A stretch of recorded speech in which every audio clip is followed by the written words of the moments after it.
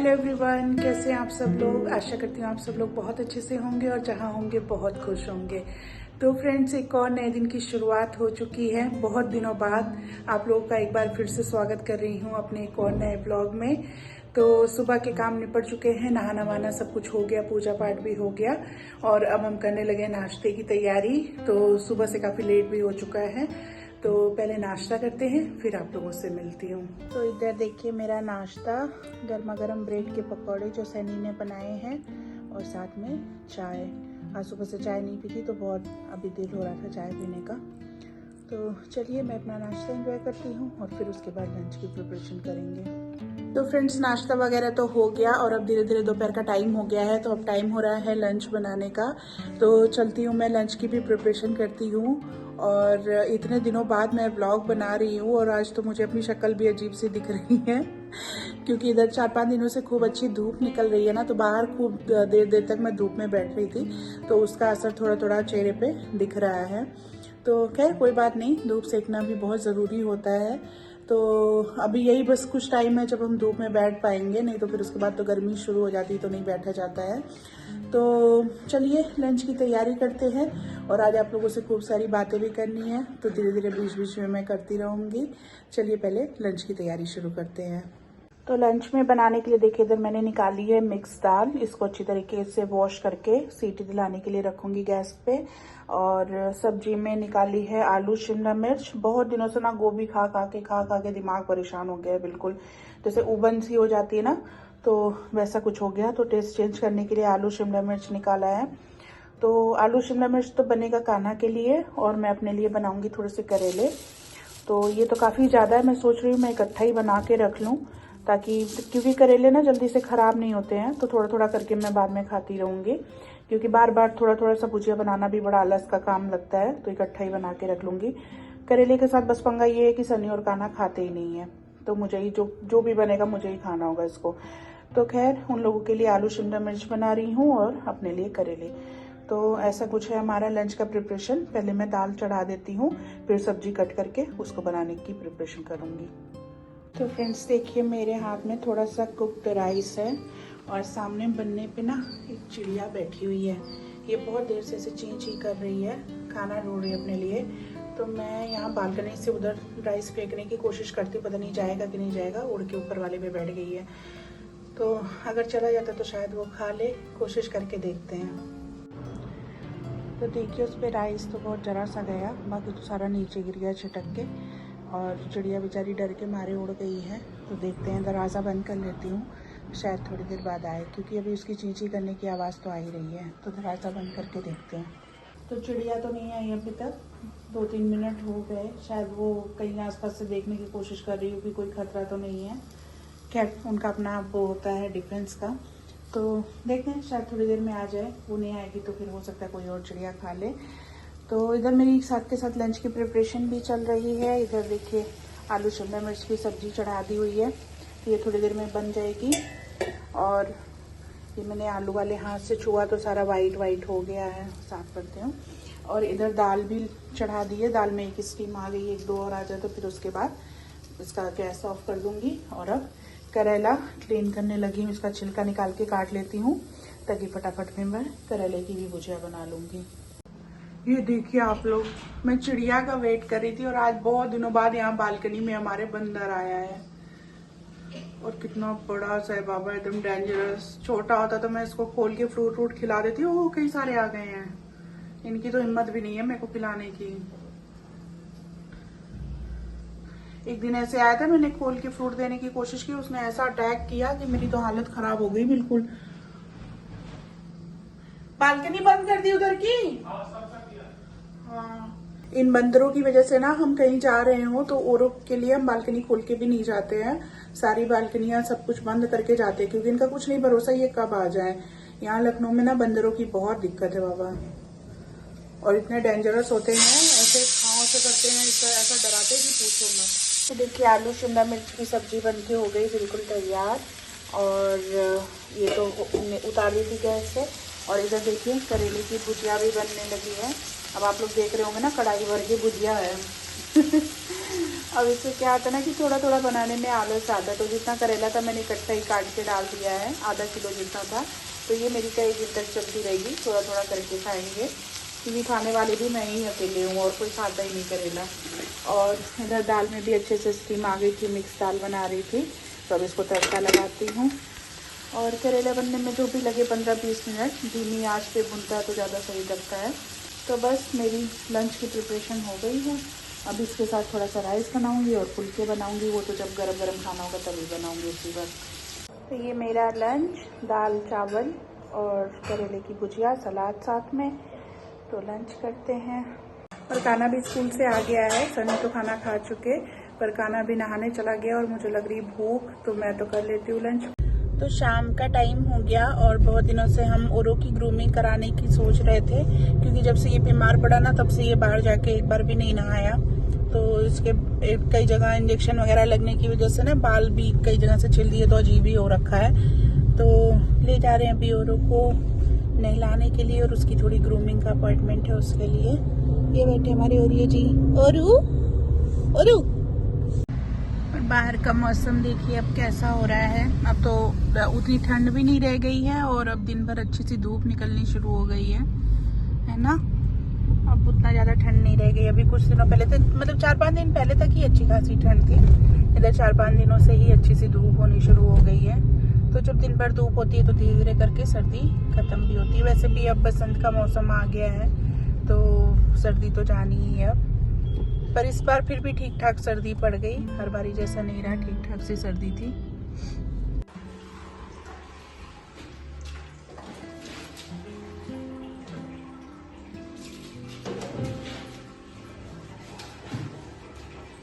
और को ग्रूमिंग के लिए छोड़ के हम आ गए यहाँ पे कॉफ़ी पीने। एक पेस्ट्री मंगाई जो सनी को बर्दाश्त नहीं हो रही है। कॉफ़ी का वेट कर रहे हैं। कैसी है? बहुत बढ़िया। हम इसको शेयर करने वाले हैं। पेस्ट्री तो इनकी बड़ी मस्त है, एकदम बढ़िया बढ़िया टेस्टी, बहुत शानदार, अच्छी है ना। कैरमल वाली है, फ्रेंच ओपरा पेस्ट्री, पर बहुत ज़बरदस्त। इसमें ये जो वाली कैरमल वाली लेयर है ये वाली ना, ये बड़ी टेस्टी लग रही है। सब लोग पहले कप सजा के कितनी अच्छी सी फोटो लेते हैं, हम वो भी भूल जाते हैं। और इनके दिल में छेद हो गया। मेरे में शुगर चला गया दिल में और इधर दिल में छेद हो गया है। तो हम लोग एंजॉय करने लगे हैं अपनी अच्छी सी कॉफ़ी। पेस्ट्री तो उनकी बहुत मस्त थी। अब कॉफ़ी देखते कैसी है। मेरे को हालांकि बाहर की कॉफ़ी ज़्यादा पसंद नहीं आती है, पर यहाँ शक्ल से अच्छी लग रही है। पी के देखते कैसी है। तो हम लोग ने कॉफ़ी तो पी ली और पीछे बेकरी देखे कितनी ज़बरदस्त है। बहुत ही अच्छी सी बेकरी है यहाँ पे, साथ में पेज स्टोर के इस साइड पेज स्टोर है।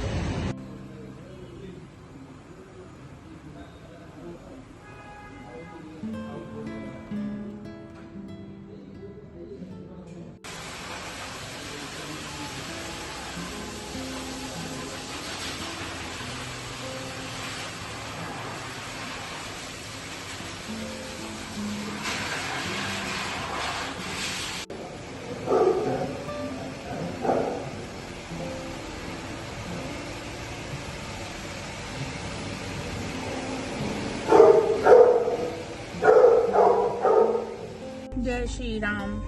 हमारी गाड़ी स्टार्ट होती है तो जय श्री राम बोलती है और ये फीड करके गया है बाबू। तो ओरियो जी का नहाना धोना हो गया। पीछे देखो सुंदर सुंदर हैंडसम होके बैठे हैं।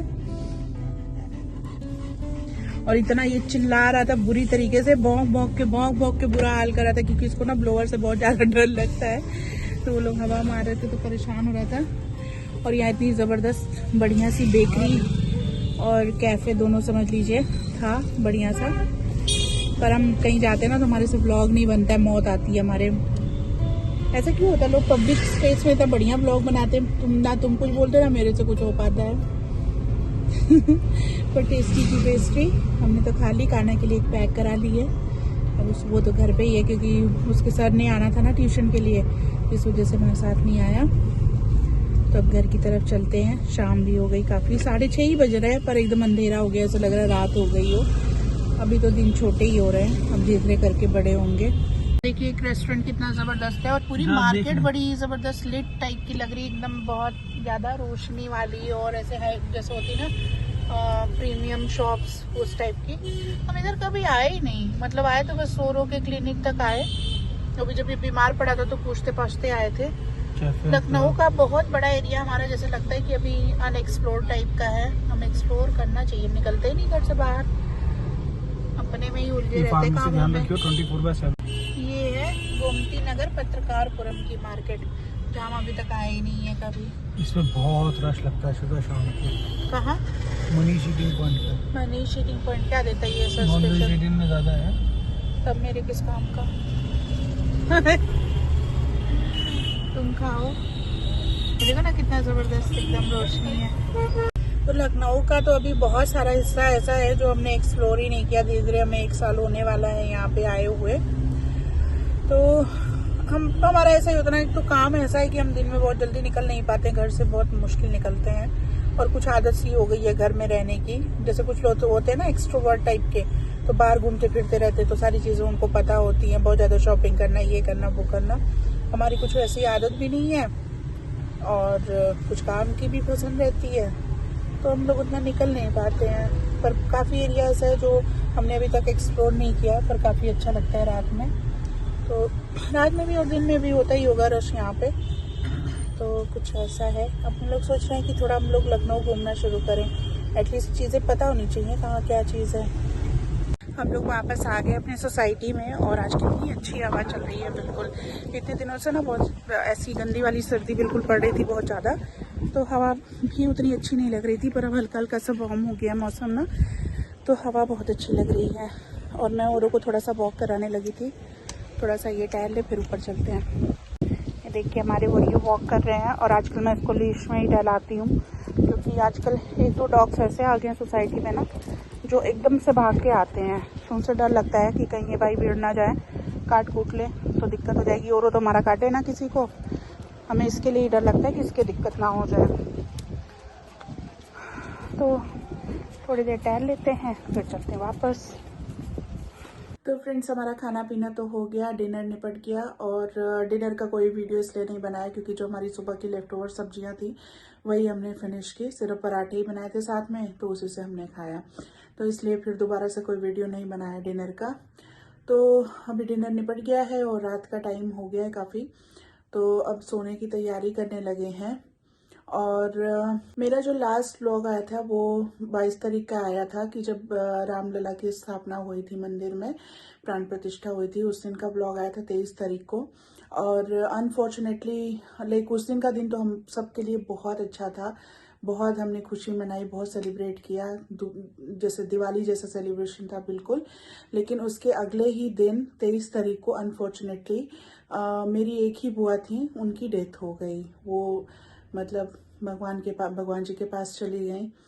तो बस ऐसा कुछ था कि फिर उसके बाद हमें वहाँ पे जाना पड़ गया, और फिर वहाँ पे रहे, उनका फिर अंतिम संस्कार वगैरह हुआ, तो उसके बाद फिर हम लोग वापस आए यहाँ पे।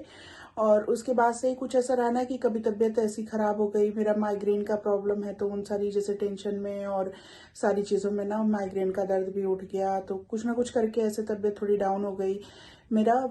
तो मेरा जो व्लॉग बनाने का सिलसिला था वो टूट गया, और ऐसे में मुझे अच्छा भी नहीं लग रहा था बनाना, अंदर से इच्छा भी नहीं हो रही थी बनाने की। तो इस वजह से काफ़ी दिनों तक मैंने कोई वीडियो नहीं बनाया, कोई व्लॉग नहीं बनाया। तो ऐसा ही होता है, मतलब लाइफ ऐसी ही है, कभी खुशी होती है तो कभी गम होता है, कुछ ना कुछ ऐसा चलता रहता है, इट्स पार्ट ऑफ लाइफ। लेकिन जब वही है कि जब अपने साथ वो चीज़ें होती हैं तो बहुत दिल को जैसे लगता है अजीब सा, तो बस ऐसा ही है। तो बुआ मेरी जो थी वो, मतलब मेरे पापा जितने भाई बहन थे उनमें सबसे छोटी थी। तो मेरे एक चाचा थे, एक बुआ थी, और मेरे पापा थे। तो चाचा जी की डेथ तो बहुत पहले हो गई थी, जब मैं 10th क्लास में पढ़ती थी तभी हो गई थी, तो उनका तो मतलब समझ लीजिए कि बहुत अल्पायु में वो चले गए। उसके बाद फिर मेरे पापा गए और अब बुआ गई। तो ऐसा नहीं कि बहुत उम्र बिता के और बहुत बड़ी उम्र में गए हों ये लोग, बहुत जल्दी जल्दी चले गए भगवान जी के पास। तो बस ऐसे ही है। अब बुआ के साथ क्या है कि पापा की जो पीढ़ी थी वो एक तरह से ख़त्म हो गई, तो और मेरी बुआ का जो चेहरा था ना वो मेरे पापा से बहुत ज़्यादा मिलता था। मतलब अगर वो दूर खड़े हो ना, उनको कोई भी ना जानता हो, तब भी लोग समझ जाएंगे कि वो भाई बहन है। एक दूसरे का चेहरा बिल्कुल उन लोग का आपस में मिलता था। तो बुआ का जब मैं चेहरा देख रही थी इस बारी, तो ऐसा मुझे लग रहा था कि जैसे मेरे पापा ही सामने हो। तो बड़ा जैसे इमोशनल मोमेंट था वो। तो खैर अब वो गई और उनकी अंतिम विदाई हो गई है। अभी रिचुअल्स चल रहे हैं। 6 तारीख को उनकी 13वीं भी है, तो उसमें भी हम लोग को जाना है। तो बस यही सब रहा है जिसकी वजह से बहुत दिनों से व्लॉग नहीं आया। तो अब कोशिश करूंगी कि आगे वीडियो बनाती रहूं, और हो सकता है कंटिन्यू कर पाऊं, हो सकता है ना भी कर पाऊं। तो जैसा हो पाएगा वैसा आप लोग को देखने को मिलेगा ही। तो बाकी कोई और प्रोफेशन हो या कोई और काम हो तो इंसान का दिल चाहे ठीक रहे चाहे ना रहे वो कर लेता है। लेकिन मुझे लगता है ब्लॉगिंग एक ऐसा काम है कि इसमें अगर आपका मन अच्छा नहीं है तो करना बड़ा मुश्किल हो जाता है। क्योंकि फेक इमोशंस दिखाना, फेक खुशी दिखाना, ये सब बड़ा मुश्किल काम है। और आप हर वक्त जैसे ना ब्लॉग बना रहे हो, वीडियोस बना रहे हो, तो उसमें रोते भी लगते नहीं रह सकते हो। लोगों को अच्छा भी नहीं लगेगा और खुद को भी नहीं अच्छा लगता ऐसे रिप्रेजेंट करना अपने आप को। तो इस वजह से मैंने काफ़ी लंबा सा ब्रेक ले लिया कि चलो अब मन ठीक होगा तब भी काम करूँगी इस पर। तो बस ऐसा कुछ रहा। अब कोशिश करूँगी कि आगे ब्लॉगिंग करती रहूँ। अब देखती हूँ कैसा रहता है, क्योंकि मैं जब भी कहती हूँ कि अब मैं कंटिन्यू करूँगी तब भी कुछ ना कुछ ऐसा ज़रूर हो जाता है कि मेरा जो सिलसिला है वो टूट जाता है, नहीं बना पाती हूँ मैं ब्लॉग। तो अब मैं कहूँगी नहीं, कोशिश करूँगी कि कर पाऊँ आगे। तो मतलब जैसा होगा वैसा आप लोग को दिखेगा ही। तो कुछ ऐसी स्टोरी रही इन दिनों की। और आज हमारा खाना पीना हो गया। आज का दिन यहीं पे वाइंड अप करूँगी, और कल कोशिश करूँगी कि कौन है ब्लॉग में आप लोगों को मिलूँ। तो इसी नोट पे, इसी कोशिश के साथ आज के वीडियो को यहीं पे वाइंड अप करती हूँ। कल मिलूंगी एक और नए ब्लॉग में। तब तक के लिए जहाँ भी रहिए बहुत अच्छे से रहिए, बहुत खुश रहिए, अपना बहुत ध्यान रखिए। आप सभी लोगों को गुड नाइट, शुभ रात्रि, अपना